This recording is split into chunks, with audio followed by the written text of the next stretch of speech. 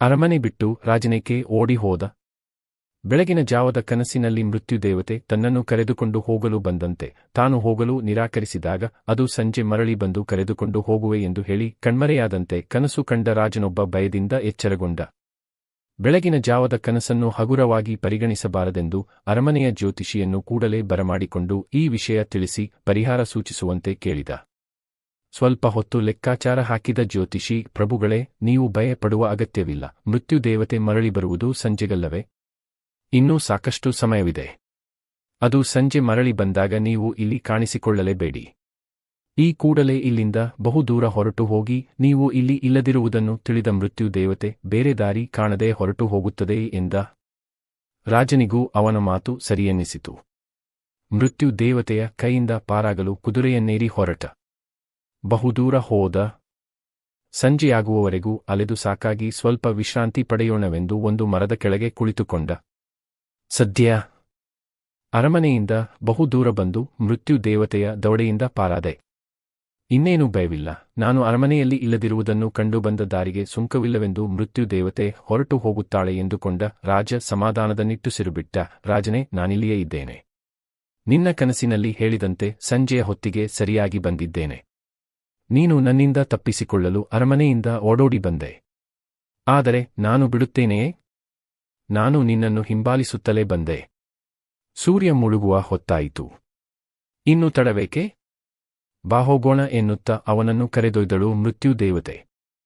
ಮೃತ್ಯು ಯಾರನ್ನೂ ಬಿಡುವುದಿಲ್ಲ. ಹೇಗೆ? ಎಲ್ಲಿ? ಯಾವಾಗ?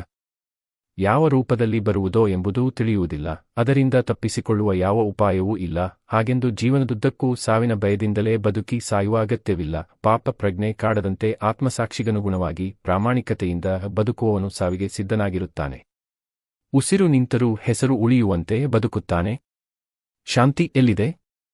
ನಗರದ ಪ್ರತಿಷ್ಠಿತ ಮಾಲ್ ಒಂದರಲ್ಲಿ ಚಿತ್ರ ಕಲಾ ಸ್ಪರ್ಧೆಯನ್ನು ಆಯೋಜಿಸಲಾಗಿತ್ತು.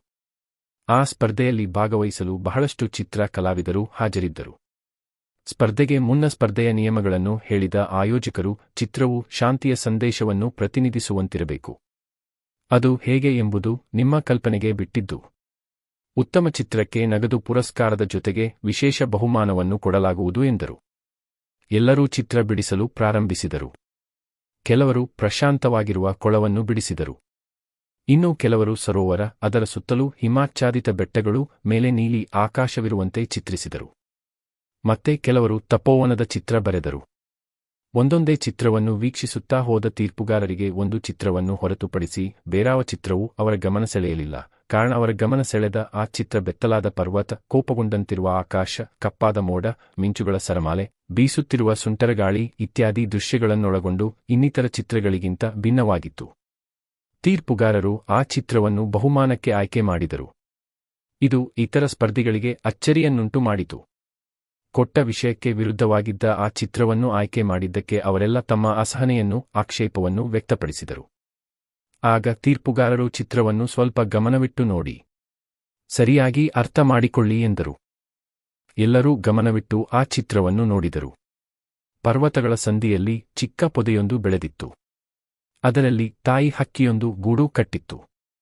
ಪ್ರತಿಕೂಲ ಹವಾಮಾನವಿದ್ದರೂ ತನಗೇನೂ ತೊಂದರೆಯಿಲ್ಲ ಎಂಬಂತೆ ಗೂಡಿನೊಳಗೆ ತನ್ನ ಪಾಡಿಗೆ ತಾನು ಶಾಂತಿಯಿಂದ ಕುಳಿತಿತ್ತು. ಅಷ್ಟೆಲ್ಲ ಪ್ರಕೃತಿ ವೈರುಧ್ಯಗಳಿದ್ದರೂ ಅದು ಶಾಂತಿಯನ್ನು ಪ್ರತಿನಿಧಿಸುತ್ತಿತ್ತು. ಚಿತ್ರ ವೀಕ್ಷಿಸಿದ ಸ್ಪರ್ಧಿಗಳು ಆ ಚಿತ್ರಕಾರನ ಕಲ್ಪನೆಗೆ ತಲೆದೂಗಿದರು. ಶಾಂತಿ ಎಂದರೆ ಅಲ್ಲಿ ಸದ್ದು ಗದ್ದಲಗಳಿರಬಾರದೆಂದೇನೂ ಅಲ್ಲ, ಅದು ಸುತ್ತಮುತ್ತಲಿನ ಸ್ಥಿತಿಯೂ ಅಲ್ಲ, ಅದು ಮನಸ್ಸಿನ ಸ್ಥಿತಿ, ಮಾನಸಿಕ ಕ್ರಿಯೆ. ಒಬ್ಬ ವ್ಯಕ್ತಿ ಪ್ರಪಂಚದ ಜನಜಂಗುಳಿಯ ನಡುವೆ ಇದ್ದರೂ ಮಾನಸಿಕ ಪ್ರಶಾಂತತೆಯನ್ನು ಉಳಿಸಿಕೊಂಡಿರಬಹುದು. ಇನ್ನೊಬ್ಬ ಕಾಡಿನಲ್ಲಿದ್ದರೂ ತನ್ನ ಮನಸ್ಸನ್ನು ನಿಗ್ರಹಿಸಲಾರದೇ ಇರಬಹುದು.